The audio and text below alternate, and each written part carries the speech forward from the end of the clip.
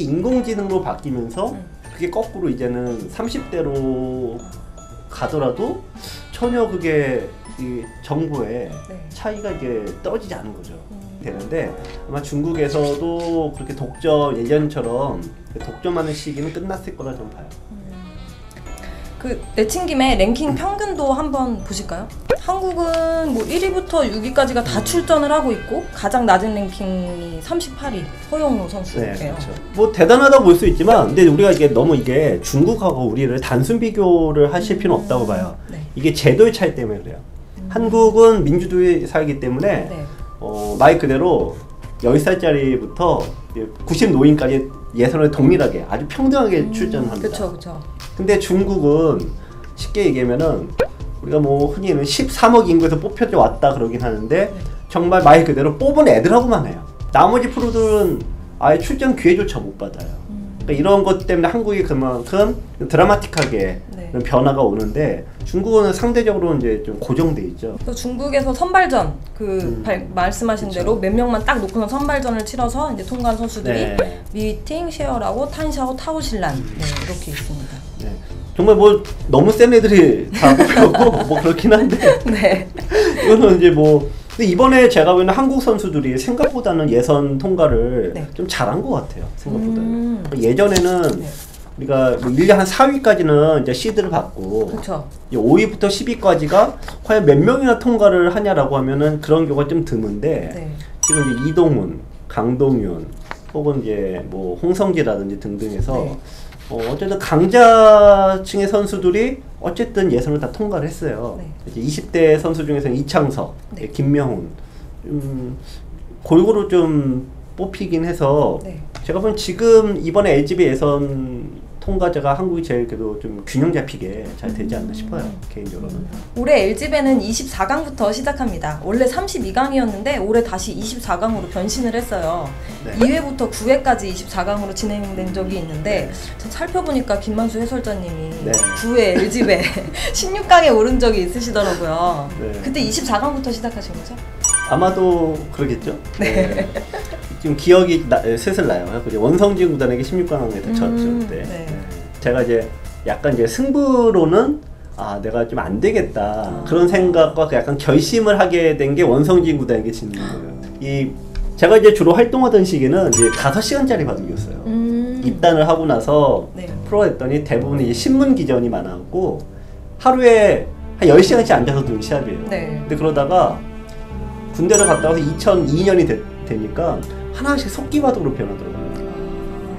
그러니까 이 속기 장구하고 속기가 뭐 이렇게 대단한 차이가 있냐 그러는데 이게 굉장히 큰 차이가 뭐냐면 이기는 방식의 차이예요. 장구 바둑은 내가 잘 둬서 이기면 돼. 네. 시간이 많은 바둑에서 상대 실수를 바라고 둘 수는 없잖아요. 그렇죠.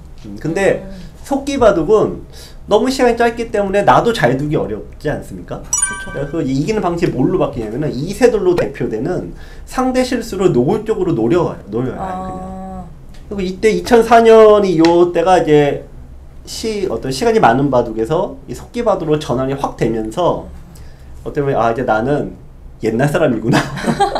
그래서 그 느낀 게 내가 시대가 요구하는 그런 바둑인이 내가 아니구나. 그때 느꼈어요.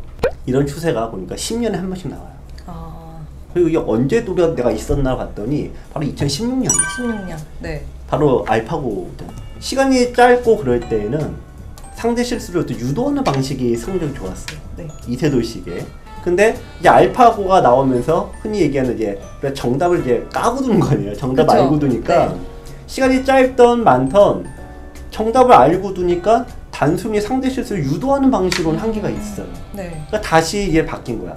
2016년 이후로 박정환이 그전에는 1등이었다가 네.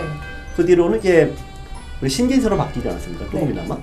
신진서는 흔히 공격이라는 딱 느낌이 오잖아요. 네. 자기 다 전공 분야에서 그냥 냅다 패버린 바둑이거든. 네, 답해버리는. 네. 그러니까 이게 또 바뀐 거구나. LG배가 24강에서 32강으로 네. 이렇게 변식을 하고 나서 24강으로 대회를 하는 것을 보고 그 한 신문 기자님이 얘기를 하셨는데 양보다는 질, 외형보다는 정예화를 네. 추구하기 위한 변신이었다라고 얘기를 하더라고요.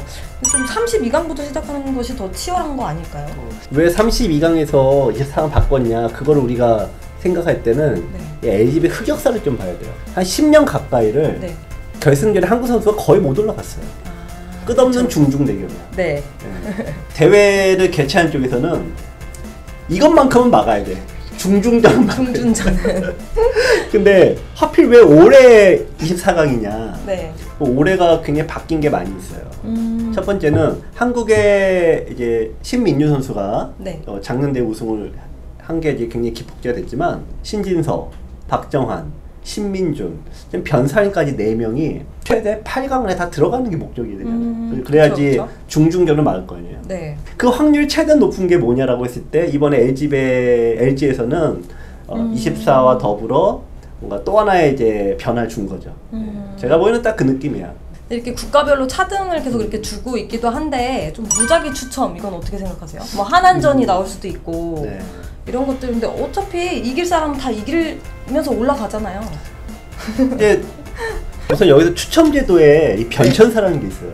이게 또 그게 뭐냐면은 첫 번째가 원래가 무작위예요. 추첨을 그냥 막 해버리는 거죠. 네. 처음에 그렇게 했다가 이제 두 번째로 나온 방식이 국가별 대항. 세 번째 방식이 이제 주로 삼성화재에서 했던 건데 조별 예선, 그러니까 더블 네. 일리미네이션이라는 제도를 통해서 4명씩 짝을 지어서 조별 예선을 만들어요. 또 하나는 뭐 1위와 2위를 반드시 찢어버리지. 네. 그러니까 시드별 배치. 상위랭커 4명이 같이 붙어버리는 사례가 나올 수도 있지만 네. 이거는 제가 보기엔 통계적으로 아마 그렇게 안 나올 거예요. 저는 또 상금도 궁금하더라고요. 네. 그 선발전 치른 선수들이 어떻게 보면 엄청 경쟁을 그쵸. 막 이렇게 치열하게 해서 네. 올라왔는데 상금이 24강 탈락이 400만 원이고요. 16강 탈락이 600만 원이에요. 그러면은 어떻게 보면 시드자들은 부전승에 또 상금까지 더 탈락하더라도 더 높은 건데 그렇죠. 좀 어떻게 보면은 불공평해 보이기도 하고. 예선 통과를 하면은 기본이 시드 머니가 300이었어요. 어떤 대회든 세계 대회는 네. 기본 이제 시작이 300이었기 때문에 어떻게 보면 약간 더 신경 써줬다 볼 수도 있고. 근데 그것보다는 이제 아까 예선전 얘기를 했는데 네. 우리 코로나로 인해서 다섯개가 변한 게 굉장히 환경이 굉장히 많이 바뀌었어요. 그쵸. 그동안 통합 예선을 했잖아요. 네. 그게 이제 국가별 예선으로 바뀌었어요. 이 코로나가 아마 종식이 되더라도 통합 예선보다는 한국 입장에서는 무조건 좀 국가별 예선으로 가는 게 맞다고 봐요. LG 측 입장에서 특히 흑역사가 있다 그랬죠. 16명이 예선 통과하는데 10년 동안 한 번도 중국 기사들의 10명 예선 통과를 막은 적이 없어요. 결국 그러면 예선 통과자 12에다가 중국이 시드도 한 5명 하니까 32명 중에 그 20명 가까이를 중국 애들이 먹고 시작을 하니까 이게 아무리 난다긴다는 한국의 1등들도 그 끝없는 주계장막을 치고 갈 수는 없거든요. 그렇죠. 근데 이번에 그 예선 국가별 예선 제도로 가면서 그 장막이 거쳤어요. 좀 출전 선수들 지금까지 계속 네. 보면서 말씀 나눴는데 우승이 예측되는 한 명 촉을 세워서 뽑아보실까요? 뭐 LG배가 흔히 인생 경기가 돼야 되는 사람을 3명을 뽑았어요. 이번 대회에 어쨌든 인생 경기를 만들어내야 돼, 이 3명은. 첫 번째 선수가 바로 변상일이에요. 맨날 국가대표 목진석 감독이 물어봐도 요즘 누가 제일 잘해 보면 변상. 누가 열심히 해? 변상. 요즘 성적 누가 좋아? 변상. 자타가 공이라는 요즘 제일 열심히 하고 제일 잘 성적도 제일 좋아. 네. 그런데 이 친구가 단점이 뭐냐면 세계 대회에서 결승전에 올라간 적이 없어요. 그러니까 세계 대회에서 우승을 하려면 23세 언저리가 거의 마지막. 지금 통계적으로 보면은 첫 우승. 네, 첫 우승 그때 못하면은 네. 그 이후로도 하기가 만만치 않아요. 네. 이번 LG배에서 어쨌든 제가 보면 최소 4강은 들어가야 된다. 두 번째로 변상을 못지않은 친구가 하나 더 있어. 그 신민준이에요. 역설적으로. 그게 왜 신민준이냐면은 다들 중국의 사례가 아직 굉장히 많은데 한 번 세계대회 우승하고 그 다음부터 자 그냥. 그쵸. 또 한 번 우승하고 새로운 애가 우승하고 계속 자 끝없이 자. 맞아요. 2년차 징크스라는 거죠. 이제 거기에 네. 딱 올라왔기 때문에 네. 신민준이 역시 마찬가지죠. 최소 4강에는 올라가야지 이 롱런이 되냐 안 되냐 네. 거기에 대한 지금 아마 상당한 시험대 올라가 있는 것 같아요. 그리고 이제 마지막으로 또 한 명이 뭐냐면 바로 이창석 선수예요. 제가 보면. 네. 흔히 이창석 선수는 제가 보기에는 이번 대회에서 8강을 올라가냐 안 가냐가 거의 승부예요. 얘가. 네. 최근에 페이스는 굉장히 좋습니다만 여기서 8강 언저리 못 올라가면은 본인에게도 그렇고 상당히 좀 아쉬움이 넘을 것 같아요. 다른 선수도 다 잘하길 바라지만 네. 1번이 변상일, 2번이 신민준, 3번이 이제 이창석 이 세 명을 좀 굉장히 주의 깊게 보고 있습니다. 중국 같은 경우는 좀 그래도 약간 예측이 가능한 선수들이 있을까요? 뭐 와닿는 애들이 없어요. 근데 이게 우리가 이게 와닿는다라는 게 그거잖아요. 이 친구가 자기가 자기 한계를 극복해 가면서 막 이게 막 치고 올라가는 그런 기운을 느껴야 되거든. 네. 근데 중국의 선수 중에서는 이제 그런 기운을 느낀 선수가 사실은 잘 없는데 싸그티운 애들이 좀 안 보여. 이렇게 평가는 내가 좀 건방진 얘기지만 이게 좀 마음을 이렇게 움직이는 친구는 이렇게 보이진 않아요. 그러니까 중국도 그걸 알지. 그러니까 네. 커제를 소원해 오는 거 아닙니까 자꾸. 믿을 건 커제밖에 없네 뭐 그러면서. 네. 그래서 커제가 요즘에 힘이 잘 없나 봐요. 부담을 많이 느껴가지고 그런지.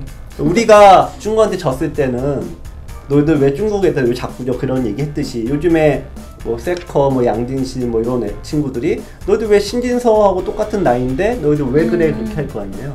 중국의 기자들이 너 인공지능 달달달 외워서 한국의 애들처럼 이렇게 하면 되는 거 아니야? 네. 그랬더니 양진신이 그게 아니다 이거예요. 방대한 양의 암기와 더불어 단순 암기가 아니라 네. 자기의 장점과 이게 섞어줘야 된다 이거예요. 암기야 뭐 천재들이니까 되겠지만 네. 자기만의 성능 요게 되는 친구가 뭔가 뚜렷이 없는 거야. 근데 한국에는 그게 있는 거예요. 그게 신진서예요. 그리고 박정환, 우리가 신진서와 박정환 7번기 있잖아요. 네. 그런 과정을 통해서 박정환이 진일보했어요. 이제 자기만의 그 해석이 되는 요 단계에 올라온 친구가 있는데 네. 중국에서는 아직 거기까지 올라온 친구들이 생각보다 자기네들도 볼 땐 좀 없다는 거거든. 네. 또 인공지능 학습을 통한 이제 패러다임 변화에서 오히려 한국이 앞서 버렸어요. 제가 이게 오프 더 레코드로 듣긴 했었는데 그 중국에서 커제한테만 그 오픈해준 인공지능이 있다라고 하더라고요. 네. 그 1위만 누릴 수 있는 영광이래요. 근데 지금 그거를 이제 너무 급한 거예요. 그 후각들도 안 나오고 있고 해서 그 계정을 이제 뭐 오픈했다. 그래서 뭐 양진신이고 뭐 구조하고 다 사용할 수 있게 했다. 뭐 이런 얘기들이 또 나오더라고요. 그렇죠. 그럴 수도 있는데 커디가 어떤 얘기를 했냐면은 눈이 피로하다 이 얘기를 했어요. 인터뷰에서 자기 SNS 이런 거 통해서. 네. 이게 무슨 얘기냐면은 왜 피로해 했더니 인공지능이 똑같은 정석과 똑같은 반복, 네. 끝없는 무한 반복이잖아요. 자아는 없고 그쵸. 오로지 이게 부속품처럼 움직이는 거 아니겠습니까? 네. 근데 바둑은 전혀 아닐 거라고 생각했는데 인공지능 이후에 바둑도 이제 그런 시대적 흐름에서 벗어나기가 힘들어진 거예요. 네. 중국에서도 그동안 한국을 너무 이겨야 된다라는 그런 네. 목표로 어쨌든 해왔지만 막상 이겨 놓으면 그 다음 목표라는 수성이 지키는 게 되는데 네. 뭐 다들 뭐 아시겠지만 뺏기는 쉬워도 지키는 것만큼 쉽지가 않거든요. 네, 지금까지 LG배 출전 선수들을 놓고 한국과 중국 바둑의 현재에 대해서 알아봤습니다. 상상할 수 없는 꿈을 꾸고 있다면 상상할 수 없는 노력을 하라 라고 했습니다. 26회 LG배 어떤 선수가 우승의 단꿈을 꾸고 있을까요? 지금까지 김만수 해설자와 정 기자의 F조선일기였습니다. 끝!